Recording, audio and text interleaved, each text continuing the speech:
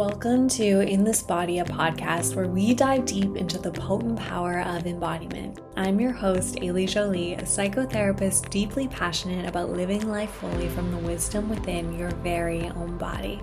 The podcast In This Body is a love letter to embodiment, a podcast dedicated to asking important questions like, how does connecting to your body change your life? How does connecting to your body enhance your capacity to love more deeply and live more authentically? And how can collective embodiment alter the course of our shared world? Join me for consciously curated conversations with leading experts.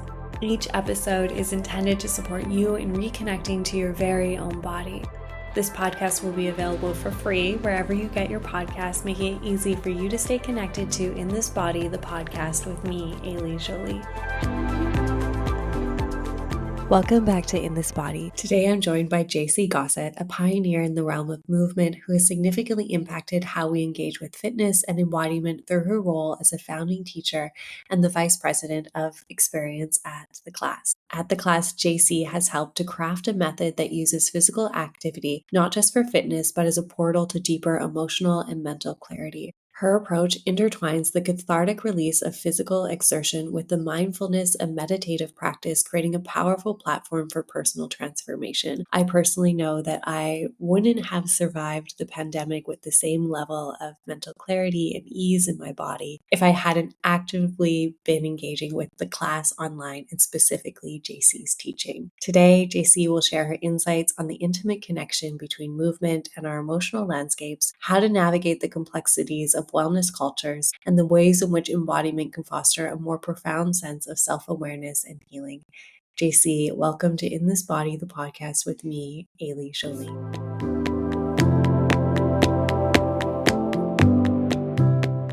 The first question I have for you, Jaycee, is what does being in your body mean to you? Being in your body and being in my body for me is an experience that encompasses a way of being that is more than just being in the mind or being in the head. It's an experience of presence, of sensation, of feeling, of an awareness of the moment. But it's almost like if our whole being and our whole essence has multiple textures and layers and systems to it, it's an experience where like all the pistols are firing rather than just being in maybe like one part or portion of ourselves. How did you come to the work that you do today, but also your understanding of embodiment and how that infuses into the offerings you share in the world? So much of what I do today is driven by personal journey and personal experience. What I currently or in the past navigate in my life becomes like the impetus to study. And then that study becomes the impetus to practice. And then the practice becomes the impetus to create and hold those spaces for others based off of my own findings of like, wow, this really works. And this is really helping me and giving me so many more tools and resources. So it's definitely driven from like, you could say a self need or a selfish need, but like it starts with me being like, this is something I'm curious about. It's something I'm experiencing. Let me dive a little deeper into it, getting information, then putting it in practice, trying it out for a little bit. And then that being like, okay, let's create that space for others. And like, it's the gift that keeps on giving. What are some of the personal experiences that led you to have a career that's so focused on supporting people to connect to their bodies? I know I didn't feel that a lot of my early environment was out of body. I was not in my body for a long period of time. And I think I was also in an environment where other people weren't in their bodies, but it wasn't something that was taught. It's not like I was going to school and they were like, today we're going to talk about embodiment or what it's like to be in your body. It was just like, wow, I feel so disconnected from myself and from everything. But I feel in an unhealthy way, very connected to everybody else's experiences. So I had this awareness of like, I'm not in my body. I'm like disconnected from myself. I feel very far away from myself, but I feel overly connected and highly attuned, hyper vigilant, you would say, to another's experience. So that all led to all of the kind of like classic things that we feel like my mental state wasn't great, my physical, energetic, emotional state wasn't great. And through the pathway of some kind of wanting to get support and help for myself, you begin to learn how the emotional, energetic, mental state affects the physical state. And I was very lucky and privileged that I had the gift of dance from my mom. She put me in dance lessons when I was very young. And through that physical activity, I started to feel my body, but really feel more like myself, my connection to self. So I was having these two very different experiences. When I was doing this, I felt like myself. And when I was doing this, I did not feel like myself. You've had a really interesting path with dance, and you've had the opportunity to like be in different cultures and have that experience of what movement can look like in really different environments. And I would love to hear you speak to your experience, what that was like in your body, what you maybe picked up, times you felt disconnected. Because I know for myself, dance in many ways was very disembodied.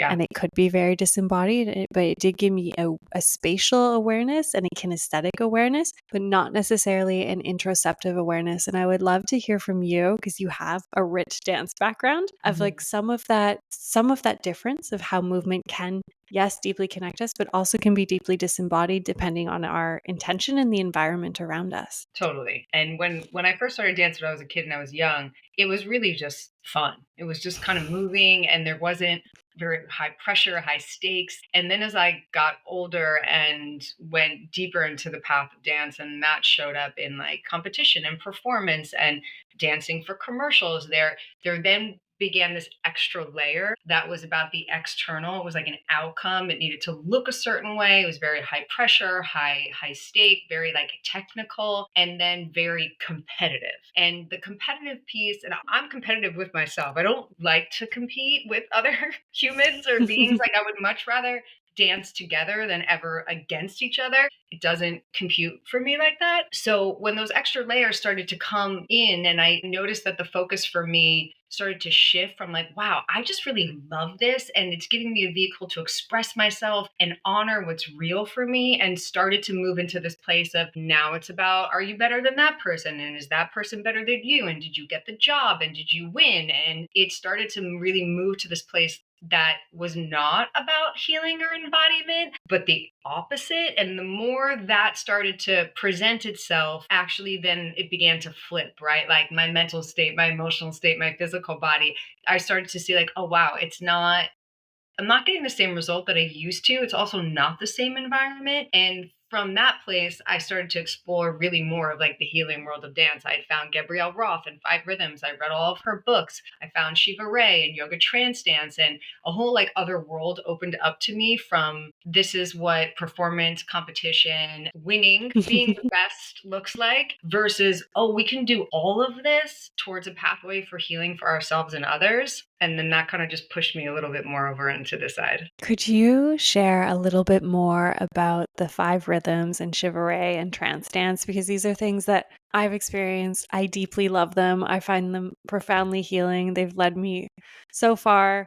Yes, traditional therapy is great. Somatic psychology is great, but there is nothing like Five Rhythms. It's so special. And I would love to hear what that journey and what that process was like for you, and maybe what it's given you. Totally. And this is all like the pre-class era, you know. This Yeah. is me kind of bridging out of the world of competitive dance, and dance in a way that was TV and all of these things, and very much how we looked. And I realized at this point that there was something, if you took the choreography out, and I still love choreography and I love structure, you know, and Gabrielle Roth would always say, within the structure, you find the freedom, or like, can you find the freedom within the structure? And I still love all of those things. But what I started to experience was like, if it became a guided state, and this was true for Five Rhythms and Shiva Ray, yoga transcendence, and the mirrors would be like, they would take kind of like curtains and there would be no mirror. So you weren't looking at yourself, and it wasn't guided to look at anybody else. It was really guided in that somatic experience of what are you feeling? What are you sensing? And bringing your awareness from an outward projection to an inward projection. To spend maybe 10 minutes in a song exploring your right toe or your right foot. And I got to also try Gaga in Israel when I was there. And that was also like this, wow, what would it be like to just like move your right hand for for 5 minutes and get in relationship with that part of your body? And I hadn't had that before. It was like, oh, I use my arm to create a shape, to create a line, to achieve an outcome, but I'm not simply moving it to feel what my right hand is and maybe what my right hand wants to say or whatever is in there. So it became like we're going in, and then through that inward experience, it was like I mean, you could say it was a little bit of Pandora's box in a great way, and also like, wow, there's so much memory, emotion. I mean, things that I just was like, wow, I can't believe I'm reliving this just by moving my right toe. Like that to me blew my. You mentioned the class, and I would love to hear if there are any other experiences or practices that you had that, looking back before the pre class era, as you called it, that you were quite foundational to the class and how you show up there. I think it's all of it. I think it's like where I grew up. I grew up in a small town in New Jersey. It was me, and I grew up in an environment with four boys and myself. And I was always like, from my expression and feeling like I didn't have a voice and didn't understanding how to communicate, to trying to find my way in my house, to find my way in school. I felt very inadequate in school around like my mental intelligence. I was always like, I just like don't know where I fit, but yet I feel and felt this deep drive and curiosity to understand myself more, to understand humans more, and very curious around like the emotional, energetic state. And I think that started from the beginning, then drove me to travel and study, which I then worked on a project called Dance the World and learn how people in the world express themselves through movement, how different it is in different cultures than the culture that I grew up in of movement, and whether it's shameful or not shameful, celebrated, not celebrated,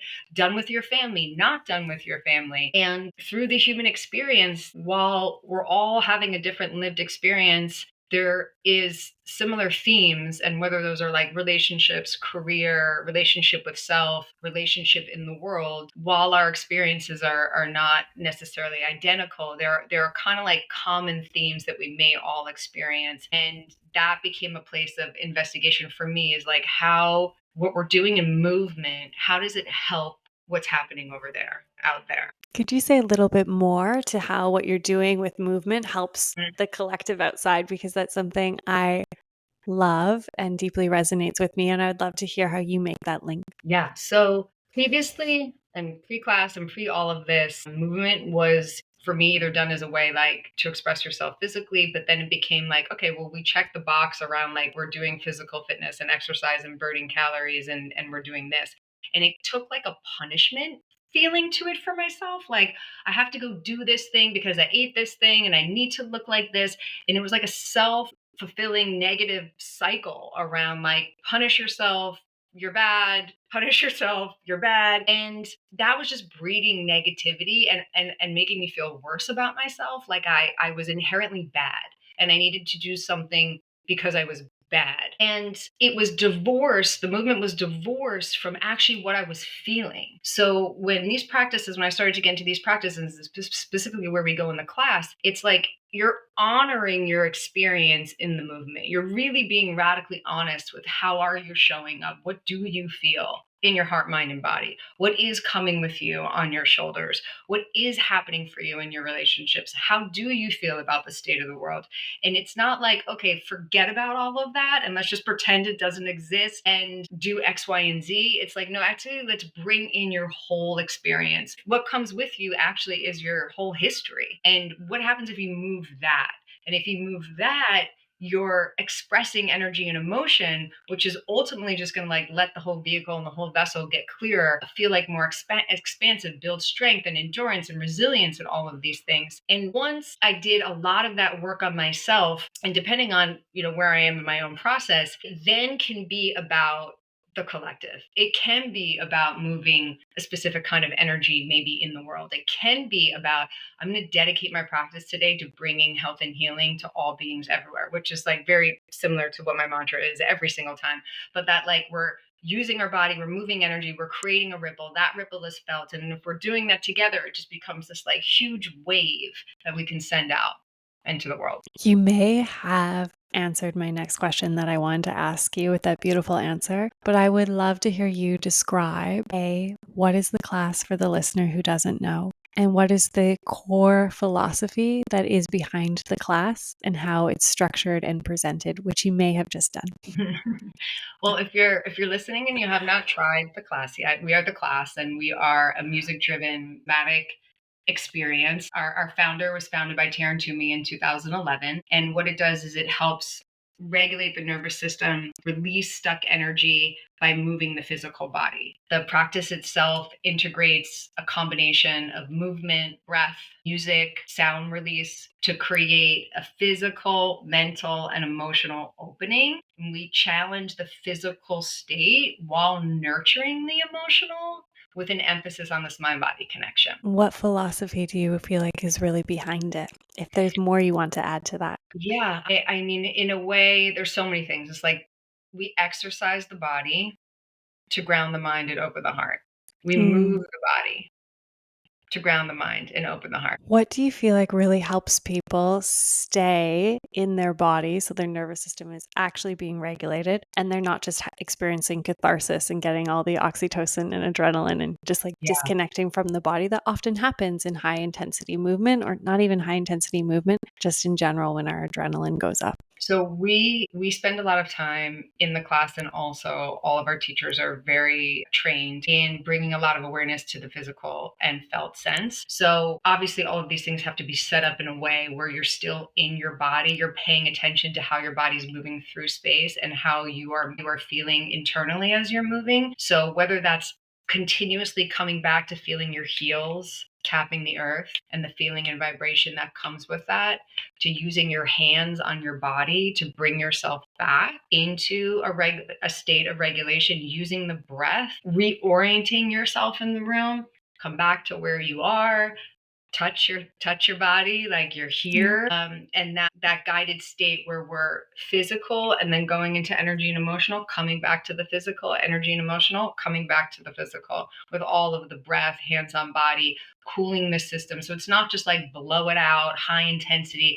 We go up and we come down. We go up and we come down. That's one thing I've noticed in the class, and is why I got, I think, so connected to it, is because it felt like it was constantly just working me at the edge of my window of tolerance and then bringing me back down, and then going back up again and just expanding me a little bit and bringing me back down. And I would love to hear from you if there are any misconceptions that you find yourself having to explain about that process to people, and people who probably, like myself at one time, were just like used to going out of their window of tolerance when they were exercising, and it feels like so great and yummy, and you don't really have any memories or emotions or feelings because you're just totally in a disassociated, expansive state, which can feel really great. How you maybe explain or counter some of that narrative around what fitness should feel like in the body. Yeah, I thank you for that question. I think it really is so different for each person, and what you may need may be different from somebody else. And we give agency to everyone. And part of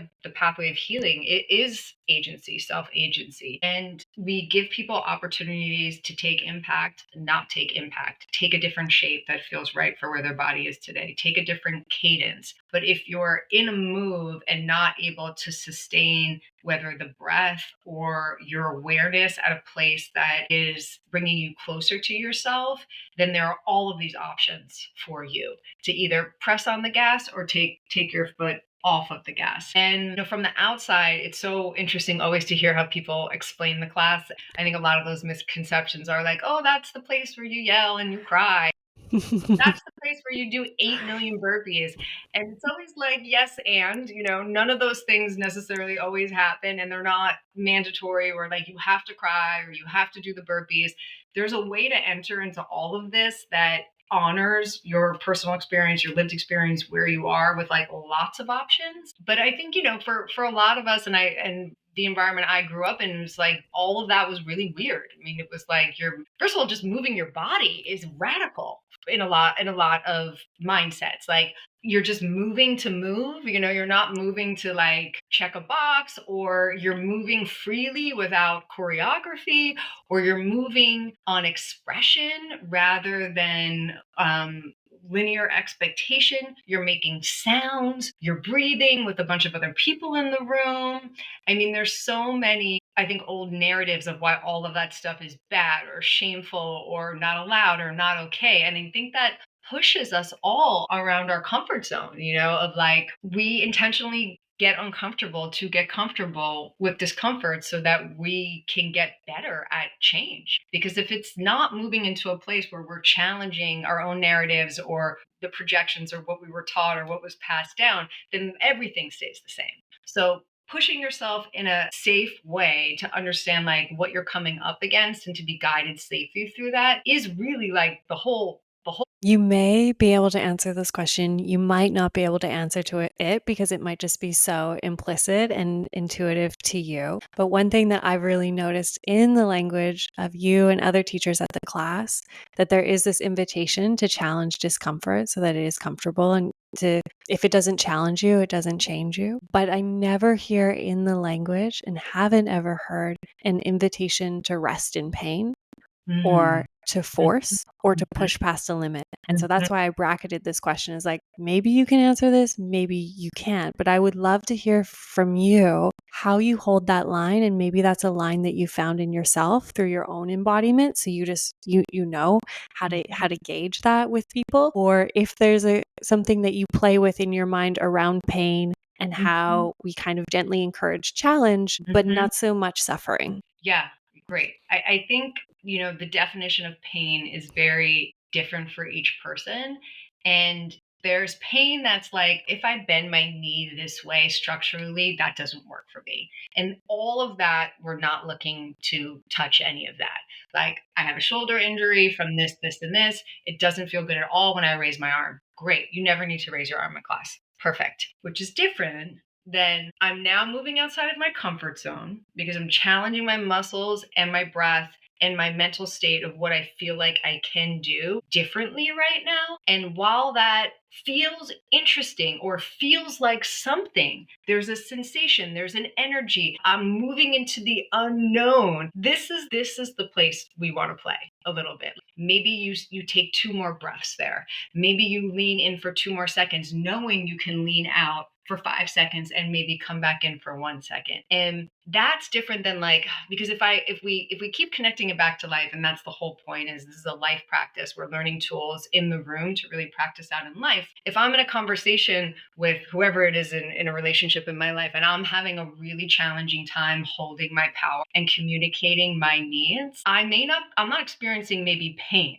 right? Like my shoulder hurts in a way that's a structural issue, but I am experiencing discomfort in a way of like, ooh, this is hard for me. It's hard for me to stay in my body right now, honor what's true for me, and feel what's coming at me and not do what I always do, which is either give up, fight, or pretend like it doesn't matter, disassociate. And that is different than like, I've been like sitting too long and now my back really hurts and I need to stretch it out. Question that I have for you, because I experienced it when I was on retreat with you. I have really awful endomyosis. It's the worst. It's so uncomfortable. And I remember asking you before practice, and you just kind of said something like, we'll just see what happens. And the thing that I was like, okay, I may just lay on the mat, but like, we'll see. And what ended up happening was tapping into that discomfort gave my body a sense of power and a liberation, and this like deep somatic embodiment of how, I want to say, how quickly and easy it is for discomfort to actually be liberation into comfort in a like very small amount of time. And it has been such a continued moment of like, in the discomfort, there's deep power. And the question I have for you, if there are other things like getting comfortable in the discomfort or finding liberation in the body and other kind of things that often come up for people in the class when we play with that edge. Yeah, I think it's everything from physical and to preconceived ideas of who we are. And you call that programming, old thought patterns, projection, passed down information, what society has told you you are, who you've decided you are, to any potential experience in your life. So if the body is like a sponge and an imprint and it's a record of experiences, when we start to move it, those lived experiences of like, this feeling kind of reminds me like this, or we're in the part of the class where I'm using my voice a little bit more, and now I'm back into this moment where I was in the relationship and it was really hard for me to say blah blah blah. So I think it's like it starts to present and show to you opportunity that is ready to be processed. And that's where it's like, we'll see what happens, because I don't know what your body is going to present. And I also don't know what your lived experience is. But I know that how we're moving is not to induce more stress. And my personal experience is I find that when I'm stressed and in a stressful environment, whether that's movement or just like I'm in a stress state, all of the stressors are activated. All of the pain in my body is activated. And how we're moving at the class is kind of like the opposite of that, even though it is in moments high intensity and big and all of these things, it's not done in a way that's stressful. And so I feel like the body then is able to be like, okay, now I can actually release the other stressors because I'm not in a high induced stress state.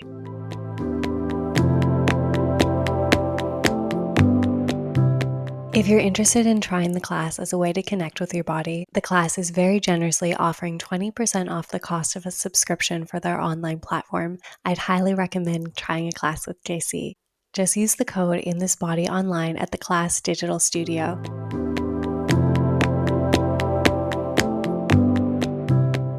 When you're speaking of the stress, I'm thinking of how the body holds allostatic stress and it's unable to identify different forms of stress. So it just kind of keeps adding it onto each other. And the other piece that goes through my mind is kind of what you're speaking to, which is the completion of the stress response cycle. And I would love to hear from you if there are ways that you use your language or ways that you sequence movement or ways that you just show up in your own body that allow someone to actually have the completion of the stress response cycle through the addition of maybe a little bit more stress on the body so that they can actually have that completion. So you'll see when you take class, every class is different, but there is a method to it and a sequencing, and you'll find that like we take our time building the body from the ground up. We talk about this in class. Like we start to feel the feet, we start to feel the legs, we warm up. There's a warming entry point that we all do. That's like, okay, we're warming you up.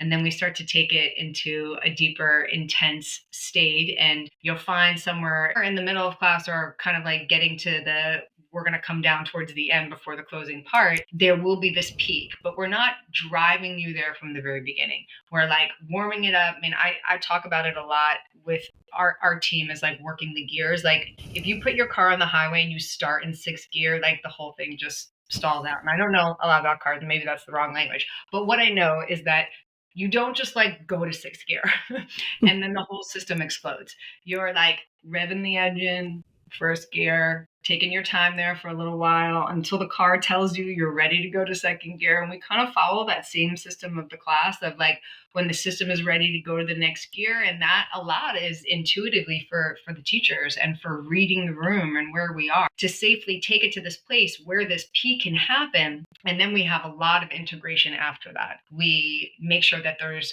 rest and integration. We make sure that there's meditation, there's cooling breaths versus just fire breaths. And this sealing practice at the end so that when everyone is leaving, they feel like they've like gone on a full journey, completed the cycle, come out on the other side, and are like ready to enter out into the world. You mentioned there your embodiment being able to support you in reading the room. And I would love to hear from you if there are any other additional practices that you feel like really support you being in your body. So when you show up in that room, your mirror neurons can do the thing of reading the nervous systems in front of you. Yes, it's kind of everything that I do. I take class a lot. I also, there's a woman here in LA named Carly Jo Carson who does breath work. I love her breath work experiences, and that really helps me. Also, I've gotten into clairvoyance trainings and that inner sight, learning how to train yourself and hone the skill of clear sight has really transformed my experience and of how I show up in the room. And I'm like constantly reading and studying. I love the work of Resmaa Menakem. I'm going back into some of Peter Levine's work. There is a woman named Kate Shayla who created an embodiment practice called the 360 experience, also incredible. And every moment is kind of like a little experiment for me. As I'm walking around, I'm terrible with names, but I'm really good with energy. And as I'm walking around, I'm like, oh, where I feel that, huh? Where's that coming from? Or like you walk past somebody and you're like, huh, that's interesting. Like I'm always tracking of what my system is doing and then looking for more information of like, huh, what's that about, or how that happened, or that's interesting, and using the experience of everyday life, like whether you're getting a coffee or walking my dog teaches me so much about regulating myself, like watching her be the mirror of me. Fascinating. Because you mentioned it, I would love to just touch on it a little bit.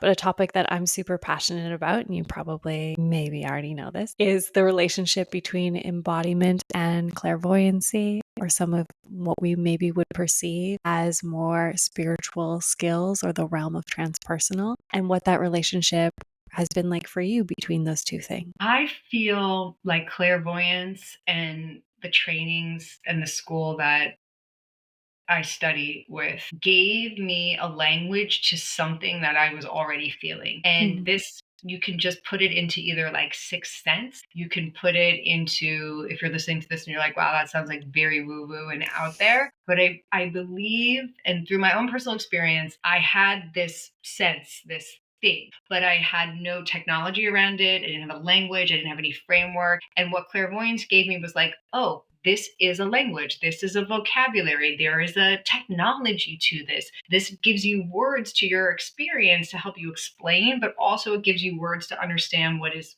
actually happening. That sixth sense and the sensing abilities, I believe we all have that. And then I think, like, depending on where you're encouraged and not encouraged, for some of us that maybe dims and diminishes. And for some of us, it's fanned and like encouraged in our environments. But I believe like we all have that innate system. And it's kind of like, you could explain it as like you just feel kind of a drive or a passion to a certain genre of music. And then you start to learn it and you're like, okay, I have more information around it and how it makes sense. I love this topic because it's something that I deeply believe that the more connected we are to our body, the more we develop that sixth sense, the more we are like subtly aware of the things that are around us, but because we fully know what's already within us. And that relationship between the two for me is something that really keeps me motivated and inspired to keep exploring my own body, because it gives me greater information around the giant mystery that is being human. A question that I have wanted to ask you is around this experience of being human and how you hold the connection between movement and the emotional or the mental health. Hmm. So we know there's lots of science and reports and studies around the benefits of mental and emotional health from movement. We know, as you mentioned, it like movement activates, and music activates certain parts of the brain, is studied to reduce stress and anxiety. It helps the system regulate. It brings you more into a present felt state out of mental reactivity. And like I said before, it's like everything is kind of a journey from my own personal experience. And there's been very significant chapters in my life where like movement was there and movement was not there. And I can 1000% say the chapters of my life where I was like, okay, I don't know how to make this work anymore because I can't make money doing it, everything just like went downhill. It was just like crash and burn. And that is very real when you feel it for yourself, of like, wow, I actually significant. And students say it all the time. I'm sure you hear it from your clients all the time. Like, I feel so much better moving. I can't explain it. I just, my mindset's clearer. I feel more optimistic. I feel more hopeful. I feel more connected. I feel more connected to the people around me. I'm more empathetic and compassionate to my own self. I mean, it's just, I feel like those are the things that I hear the most on like a day-to-day basis, of the students sharing the benefits of how their mental health, emotional health, relationships, everything outside of the actual in the studio where we're doing it, everything happening for them outside all improves. Can you speak to a little bit more the naming of self-compassion and how movement leads people into self-compassion. Because in the era of wellness and fitness culture that we're in right now, that's like definitely not the norm or the guaranteed that you'll go to a class or a practice and you'll leave feeling more compassionate to yourself. And I would love to hear if there's specifically like language that you do to kind of cultivate that type of space, or if that also comes from your own embodiment and your personal experiences. Definitely both, coming from me and my own personal experience and my embodiment. And because the nature of what the method is at the class, we are not producing a space to shame oneself or put people in a position where they're feeling unsuccessful. And I myself, from my own experience, like I definitely don't want to go anywhere where I feel bad about myself in a way where it's like, I'm going to put myself in this environment so that I can feel bad about myself and then pay somebody to do that. Definitely not what I'm looking for in my own healing journey. And as we work with the method of the class, it's like we're getting curious, but we're not judging. We're leaning into feeling and sensation and emotion, but we're not naming and labeling them as bad or good. It's just information. So if you're grieving, or if you're raging, or if you're joyful, or if you're like, I don't know how I am today, I'm just here, none of it is good or bad. It just is energy. It just is emotion. And through it, we're helping the students find this narrative of like support and self-care. And the support and self-care is like, wherever you are, body, I love you and I honor you. However you're feeling, you feel. Period. Doesn't have to be good or bad. There's no like, I need to change it into this so that I'm loved and accepted. And through that level of like, actually, however I feel is okay. And I'm allowed to express that. And I do have options and agency. I can lean in and can lean out. I can get curious about feeling.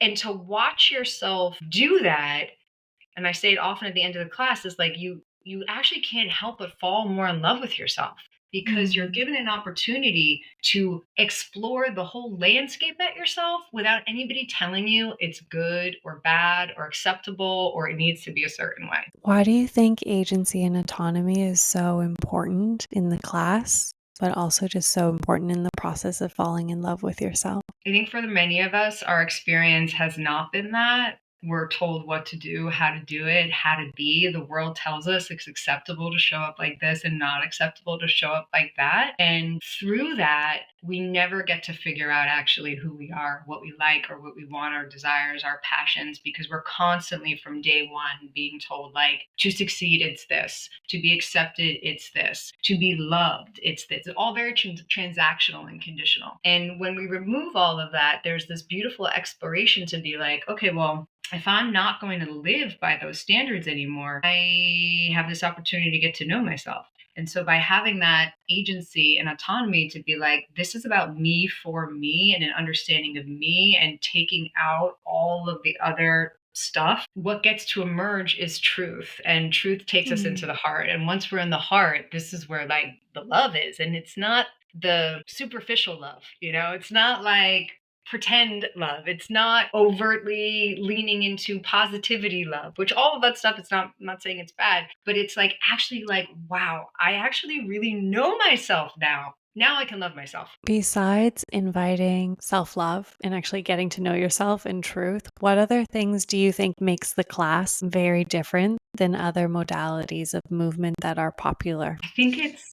I think it's so different from the fact that it's a combination of so many things. It is music, it is breath, it is intense, it is cooling, it is contraction, it is flush, it is physical, it is energetic and emotional and spiritual. It is a personal practice, yet it is a collective practice. The way that it's all designed, whether you're with us on the digital studio, in the live chat, and we're talking to you, to the visuals that you see in the digital studio, to how you enter into our studios, the whole environment is shaped in this way of like great care, And I find that kind of environment of support and acceptance and welcoming wherever you are on your journey is maybe not the norm everywhere. I mean, I'm hopeful in that, like, maybe this will be the path that we'll all kind of stay on. But I think the blending of all of the things makes it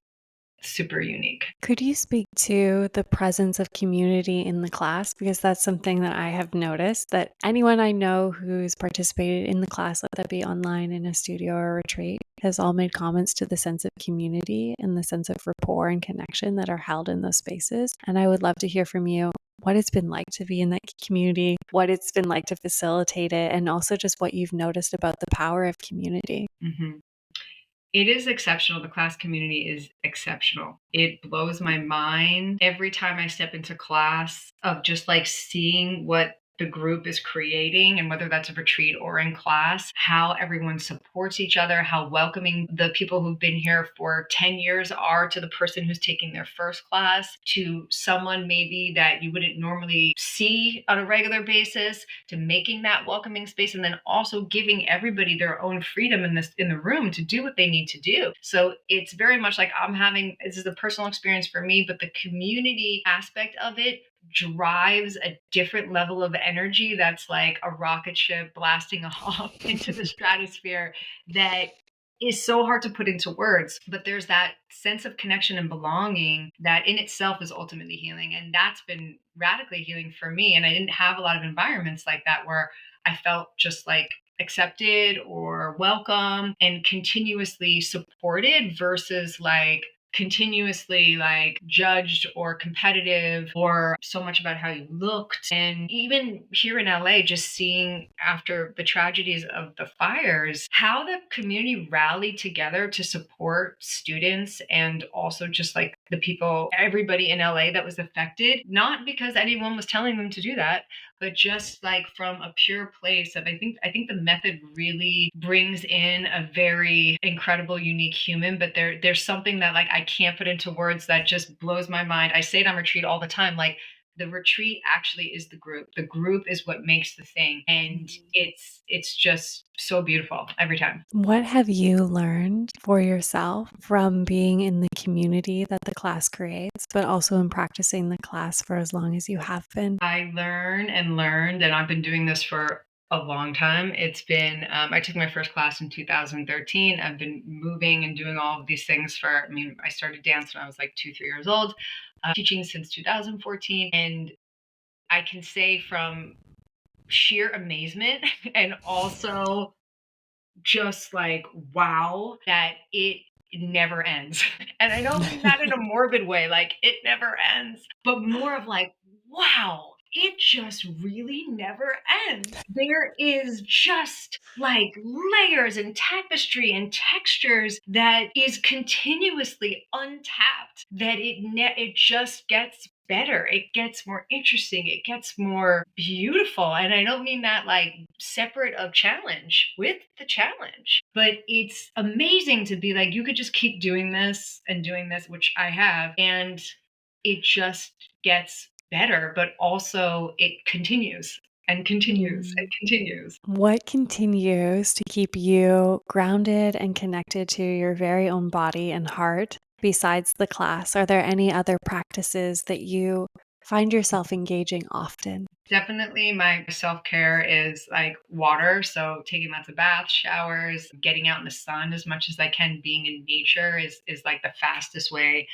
if it's not movement, back to myself. And then spending a lot of time with my dog and doing some like local trips to the beach and things like that, just really kind of like taking myself out of my environment. And whether that's the environment of like I work from home kind of half the time, and then I'm in the studio and we have a little office. But what works for me is like I physically remove myself in some way, whether I'm walking outside, like walking around the neighborhood, or I'll get in the car, drive 5 minutes and walk somewhere new, but just removing myself from the place where I'm doing one thing to allow for something else to come in. But generally, nature is like the fastest way for me. I love that. My last question for you today is, what do you wish more people knew about the class, but also about being in their body? There's two questions stuck in my last question. Yes. I wish that I just wish everyone would try the class. I think that I wish that everyone would try it, and that movement doesn't have to be punishment. That movement can be so much more than maybe what it was taught to you or told to you, or what you think it might be. Resmaa Menakem has a quote that is kind of sum it up is like going into the body is where the healing kind of takes place. Like that's the beginning. And there's a learning there somewhere in our lives, maybe, that like getting as far away from it as you can is the answer. Like leaving yourself, running from it, going away from it is the part where you're getting the positive return. And this is really about like just really taking that route back to yourself, and that by going inwards is where everything starts to unfold and freedom is possible. Agency, healing, all these things like back to yourself are all possible by kind of going this way as opposed to going that way. Thank you so much, Jaycee, for going this way inwards and all the ways that you have done to be able to show up as a human being that can not only guide people in that way, but just inspire them through your own presence. Like, I adore you because not of what you offer, just how you show up inside yourself is so inspiring, and just gives me kind of the embodiment tingles where I'm just like, oof, I want more of that in me. I can feel some of that over there. So thank you so much. Besides the class, which we'll have all the notes for, and you can find Jaycee on there. Her classes are amazing. Is there anything else that you have coming up? I know you're in Ibiza soon on retreat, but is there anything else? Yes. So Taryn, Amy, and myself, who are all class teachers, Taryn is our founder. We're doing the retreat in Ibiza, and that's at the end of May. So if you want to come join us on that, you can join our digital studio. We stream in over 70 countries. And then our physical studios are in New York and LA. But we have short classes, long classes. We have breathwork classes, adding props classes for all different states and all different experiences, all on our digital platform. So I hope to move with you either in person or digitally soon. Thank you again. Thank you.